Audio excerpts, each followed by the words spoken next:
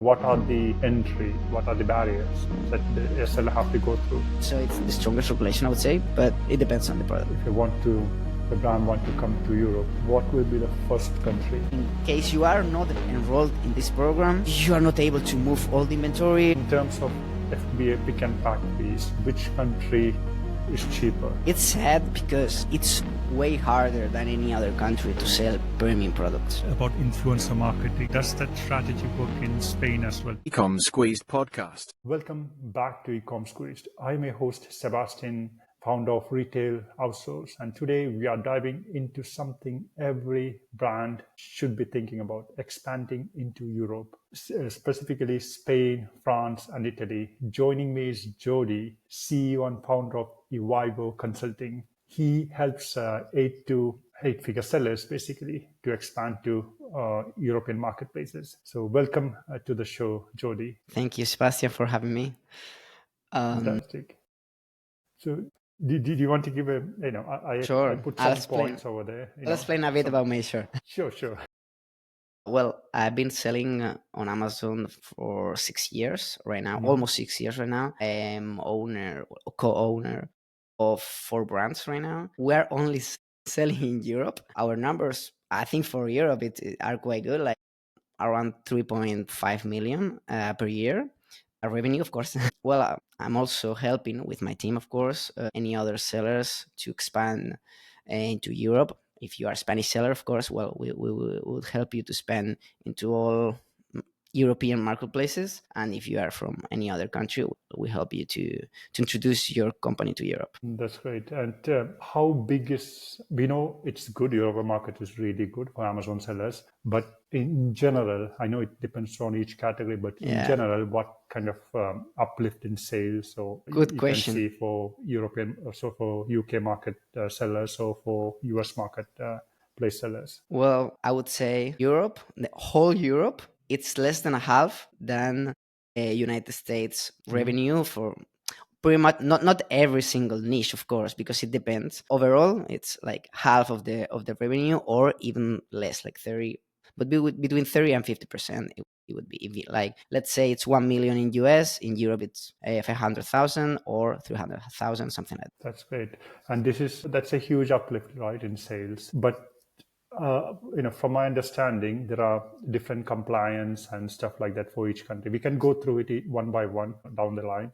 But let's start with, in general, what are the barriers that the seller have to go through? Well, I would say the biggest one is that you need a VAT number in pretty much every country. It depends. I mean, there are some exceptions, of course, but if you want to go, let's say, aggressive, you must have a VAT number in each one of the countries. That means paying taxes or VAT in each one of the countries. If you are a company from outside of the European Union, it's way easier because Amazon is going to pay the VAT for you, but you must have the VAT number. You have no choice because it's mandatory. I would say that's the biggest barrier, but European regulation with all electronics and food and all that stuff, supplements, it's way stronger than American. So that's another big issue. I know some supplement brands that they are not able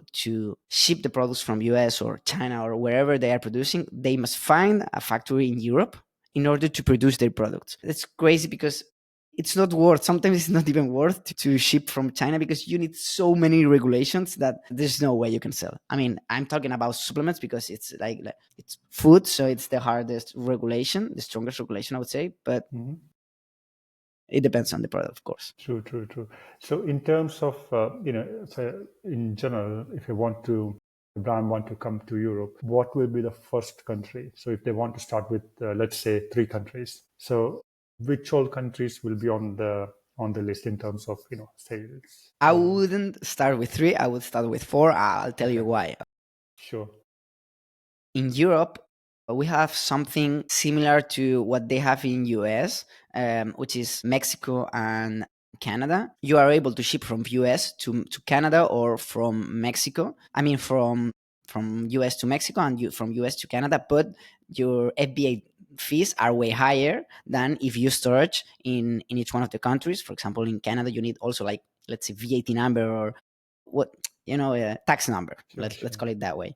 Okay, so in Europe it's something similar. If you don't have the VAT number in that country, you must ship from the other country. Let's say you have the Spanish VAT number, you are selling in Amazon France, you need to ship from Spain, so the FBA fees are going to be way higher. Okay, so there's something called Pan-EU program, which you need to have the VAT number at least. Well, it's not mandatory, but there are some exceptions. Okay, but I'm gonna go by what I would do. You need the Spanish, French, Italian, and German VAT numbers, and you need to open all those 4 countries: Amazon France, Amazon Spain, okay, all those. And also you need to open Amazon Netherlands. It's mandatory, but you don't need to have the Amazon Netherlands VAT number. So once you are enrolled in that program, Amazon is gonna move your inventory all around Europe however they want. It's same in the United States. They move all around the United States depending on your demand. If it's higher in X place, they're going to move more inventory there in order to be able to send the product to the clients faster. Well, this is the same. So you can bring your whole container to Spain, let's say, and they will move it around for free to all the countries. So you or them, like, it's the same, are able to ship the product to the client in one day. In case you are not enrolled in this program, you are not able to move all the inventory, and you can have only 3 VAT numbers. But to Germany, for example, let's say you have French VAT number, Spanish, and Italian. Well, in case you want to sell in Germany, you will pay extra fees because you don't have the VAT number. You cannot store it there by law. So that's why I would start with those 4 and not 3. In case you want to start by 1, well, the biggest one is Germany. But, well, since I'm from Spain and I know better the Spanish marketplace, for me and for most of my clients, the Spanish marketplace, it's bigger, it's the biggest. But not only that, if you want to use 3PLs or you want to do FBM, Spain is way cheaper than Germany, almost any other country. We have the lowest salaries, and also is the cheapest to storage or whatever. Nice. So you mentioned about the FBM, right? So for FBA, in terms of fees, so we have different locations, right, within Europe, different warehouses. Mm-hmm. In terms of FBA pick and pack fees, which country is cheaper? Germany. Germany no. is cheaper. Good question. I would say it's Netherlands, but the volume in Netherlands is really low. Of the biggest marketplaces is Germany by far, and the most expensive is France by far also. Okay, great. And so you mentioned about pan-European, right? In that case, Amazon will be purchasing from you, and you are selling to Amazon basically. And then No. You are selling to no. You are selling to the final client. Customer. Yeah, that's why in terms of taxes, it's crazy, because it's different B2B than B2C, than B2B in different country, than B2C in different country. So you have many kinds of transactions. In terms of taxes, it's just crazy because, yeah, it's European Union, but each country has its different taxes. Yes, true. It's not that easy. Yeah. It can get complicated. That's why, when you launch, it's always a good idea to find someone local, right? An agency to help you out, because the amount of compliance and the tax, and it's good to have someone behind you always. Yeah, 100%. And in terms of, let's say, a brand is planning to launch in the Europe, so they want to study the market. Will it be successful? Will I get the money back? What kind of, for example, your agency, what kind of services that you offer in that case? Is that a market research, or is that any other case study, or what do you offer? Well, of course, we all know that we are able to know the sales in any niche. So we study the market because we study the market fit. If the niche already exists, it's really, really easy. So actually, the reviews from US, if you launch in Europe with the same ASIN, which is what you should do, you get all the reviews from US. So if you have 30,000 reviews, you're going to have in Europe 30,000 reviews, which is really interesting because you're going to launch with 30,000 reviews. You already know that it's way easier to launch. Your conversion rate is going to be higher. So in terms of that, well, we almost always say it's worth, because at the end of the day, you already have your supplier, so they're gonna make an extra units for Europe. Of course, you need different package, but that's nothing, you know. Yeah. So in 99% of the cases, it's gonna be worth. But there are some niches or sub niches that in Europe zero sells because Amazon is not that big compared as in United States. In that case, it makes no sense for you or for me or for anyone because you're not gonna be happy. That's only like in the sub niches. Or in case of supplements, we need to help you to find factories in order to or suppliers in order to produce your product here. So it gets way more complicated. But in most of the cases, it's worth it. Yeah. Now I want to talk about the localization. Some companies will think, okay, I will do, for example, let's take an example of translation. So they might say, okay, I will use AI or I will use Google Translate. What will be your suggestions to them? To be honest, AI nowadays is really good. Google Translate, I'm sorry for this word I'm gonna say, shit. AI, I mean, we are able, or anyone is able to know the keywords that are with more searches. Knowing that, and with AI, it's pretty easy to create a good listing. So I mean, maybe I would do it a bit better in Spanish, but it's not the big deal here. We So talked about bigger deals like VAT and storage fees and all that stuff. So the translation, would you recommend a human translator or kind of a hybrid with the AI? It depends what you want to invest. But for me, the difference nowadays, when I started, it was another thing. But nowadays, AI, it's really, really good. And the difference, it's not going to make huge changes. Okay. And you mentioned about the packaging as well, right? So for each country, I think according to European law, each country need to have the instruction in their local language. I think that will be the scenario, right? If you are selling some vitamin tablets, for example, you need to have different packaging. The items can be same, but different packaging on different countries. Correct. But for example, one brand, supplements brand, like the label all around the product, you can move it all around again and again because it's in different languages. You cannot make it really, really small because no one's going to read it. Yes. So you need to be able to like take it out, and it's so long. But yeah, you must. It's the law. Yeah, I think you have to squeeze different languages in one label or put inside. I think it need to be outside the box, right? For example, if it's boxed. It depends. There are many cases. Some parts have to be out of the box. Some others, it's not necessary. You need a representative here in Europe for all the products. That's something I want to ask you as well. Yes, that's new from December of December of last year. That's mandatory. Yes, so I took it for myself as well. So when I got the address, I took it for a German marketplace. When I got the address, it was in Spain. The representative. It's okay. I mean, as long as it's in Europe, no problem. Yeah. So could you tell the viewers, what is it and why is that compulsory for every brand? Why they have to do that? Why they have to have a representative in Europe? I don't remember the name of the law. GTM. I don't remember. There's some words, but the thing is, many Chinese, they were doing stuff that it was illegal. They do DDP. They import in Europe, saying it's a cup of water or whatever, and it was an electric machine. So someone or it explodes. Who has the responsibility? No one. Yeah. Europe said, okay, stop doing this thing, and we need to know who we have to blame, because actually, like 3-4 years ago, Chinese sellers weren't paying VAT. They were taking their VAT for themselves. So that's why now, if you have a company from out of Europe, it's Amazon its own who pays the VAT to each one of the countries, because Europe, what's Europe gonna do if that Chinese seller is not paying VAT? They can do nothing. That's why. True. I have a follow-up question on the VAT side. I forgot to ask you before.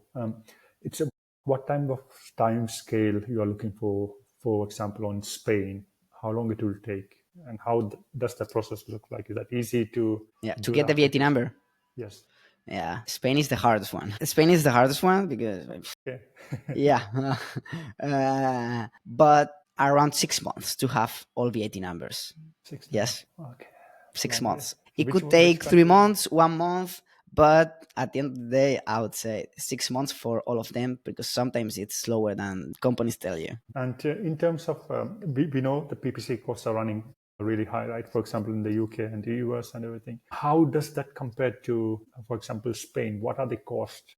It's much Is better. that still on the lower level, or is that rising up and up? It depends on the niche, but Okay, it's let's always take lower than US.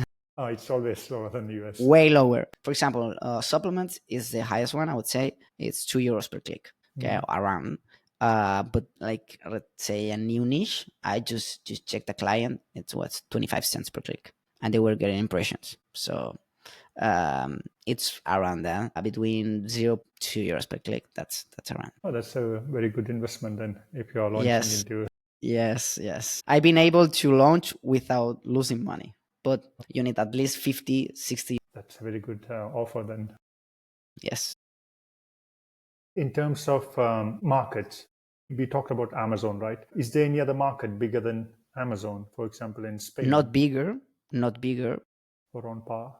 We have many other marketplaces. Of course, same. It depends on the niche you are selling on. Mm-hmm.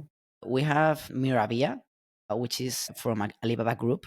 I'm sure you all know AliExpress. Yes. Well, this is the new renewed AliExpress with new good branding, because we all know AliExpress is Chinese thing, bad quality and that stuff. Well, Miravia, they even have warehouses here in Spain. Yeah.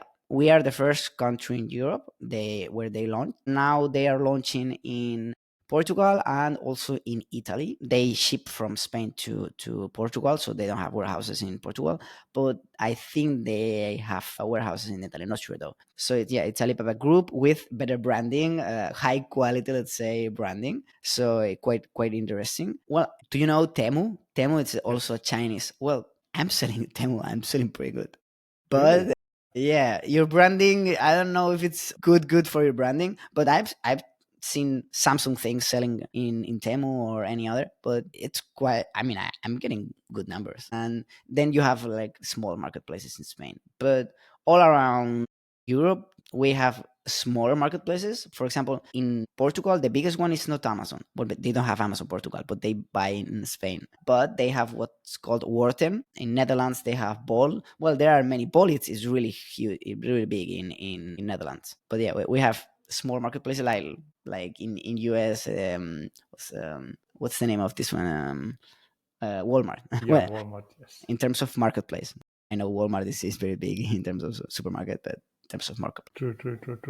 And in terms of conversion, what kind of conversion? Again, it's quite Yeah, generic. I know. Let's take an example of vitamin C tablets. Have you compared the conversion between another marketplace, for example, US or UK, to the conversion of Spain for the same product, vitamin C, or any other thing that you have compared? And Yes, Spain is lower than in US. lower. Okay. But not bad. Average in US is 12%. I would say. I mean, average in terms of good selling Yeah, good products, at selling. least Sure. 12%. In Spain, I would say it's more like 10%. Of course, Not it bad. depends. I have products with 19 or 21%. Yeah. But overall, it's lower because US people purchase everything. True. And for this marketplace, Spanish, let's say, I human translated all the content from English to Spanish. Can I use this Spanish listing to, there are a lot of Spanish speaking countries, right, around the world. Can I use that content to other countries? Again, No. should we localize it further to adapt to that? Well, you can, of course, same as US and UK. But let's say you are selling in Mexico. There are slightly different. But Difference. for me, 99% of the people only check the images. Yeah, true.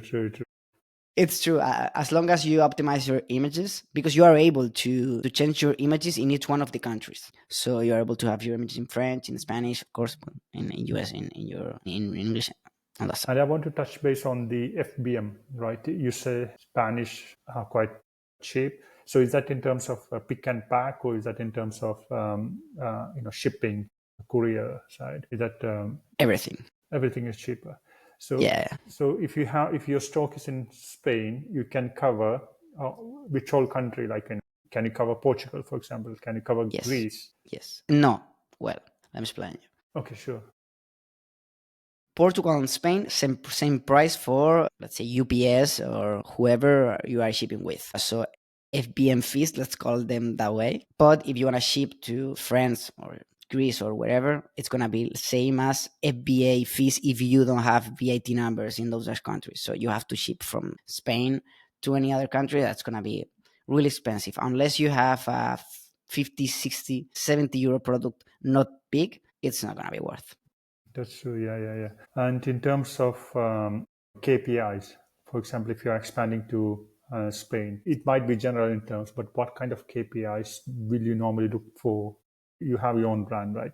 What are the KPIs that you normally look? Well, first of all, as everyone, conversion rate for me, I would say is top. Yeah. If you don't increase your sales, you decrease. So at least launch new products that you already have in US, bring them here, because to fit one more product in the same container is not free, but almost free. Yes.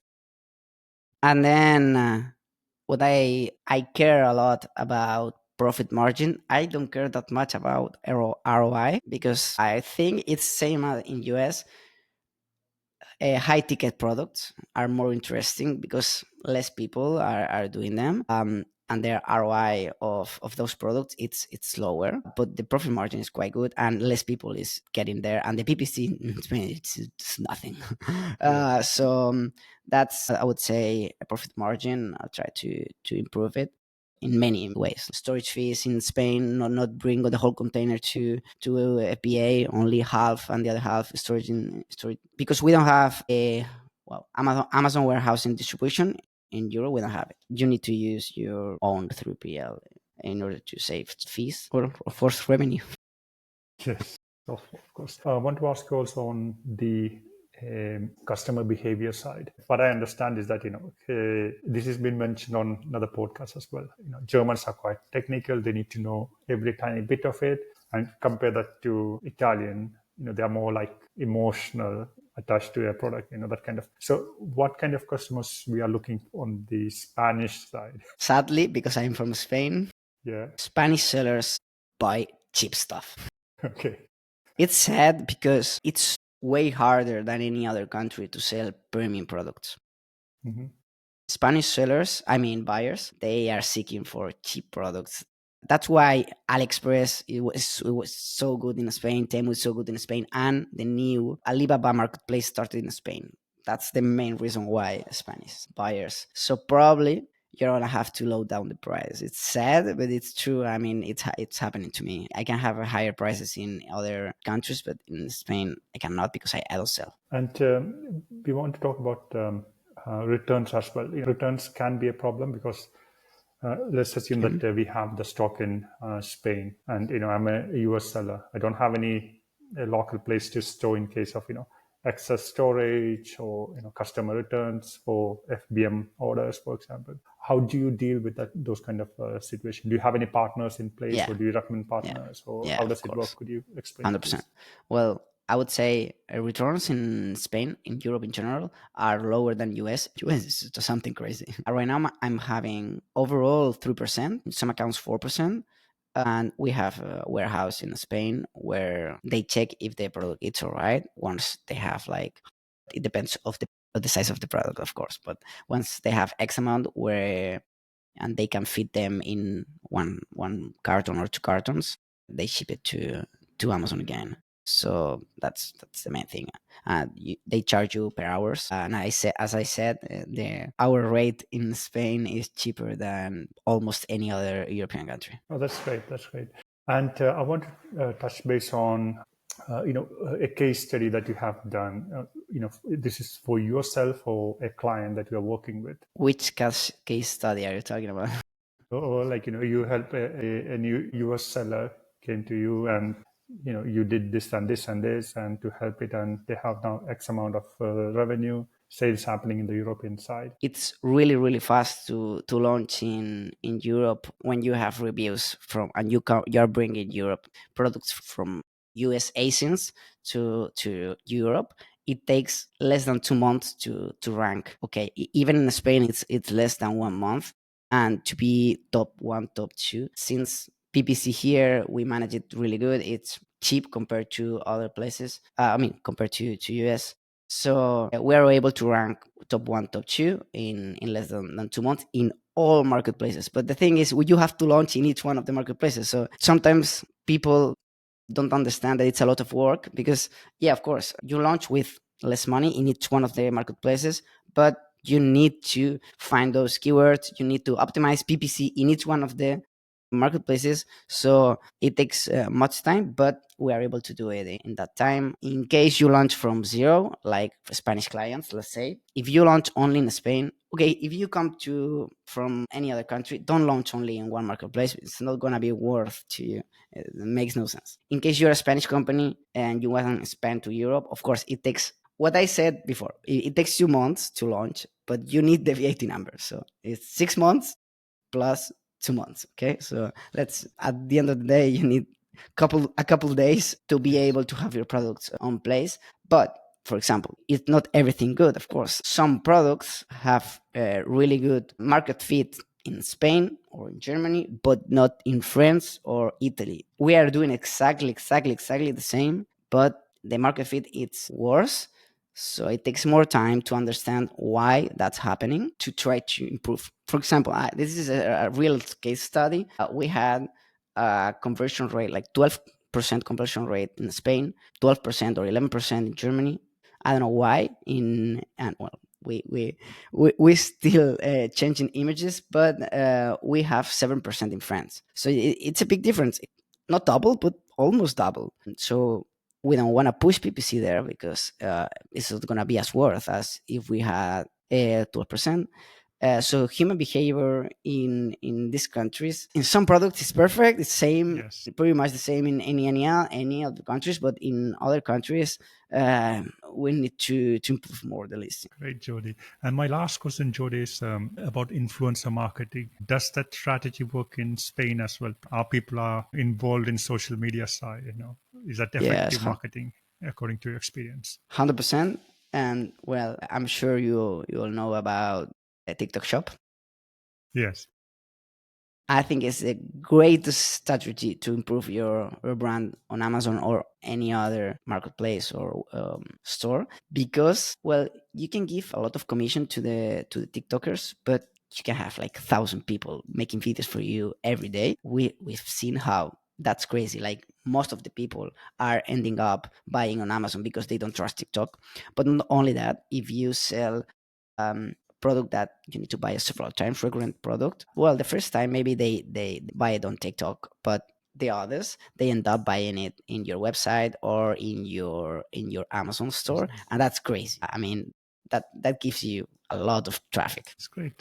Jordi, you have given a lot of advice, a lot of good knowledge on this podcast. For the people who are thinking of, or just on the fence who want to come into the European side or Spanish market, how can they find you? Well, I'm active on LinkedIn. My name is Jordi Cascant, and I'm also posting on Instagram. This one, it's hard. It's same as my company's name, Jordi, but evivo. Okay. So I'm active on both of the social media platforms, so they can reach me there. Great. And do you offer any, a free discovery call or anything like that for people who Yeah, of just course, want to have a? of course, Okay. of course, So always. what I will do, I will have a chat with Jordi after this call, and we'll put some links down in the show notes. So you'll have the LinkedIn profile link and Instagram, and also that discovery call as well. So all the links are down in the description. Please do check it out. And thanks again, Jordi. Appreciate your time. Thank you, Sebastian. This has been a great time.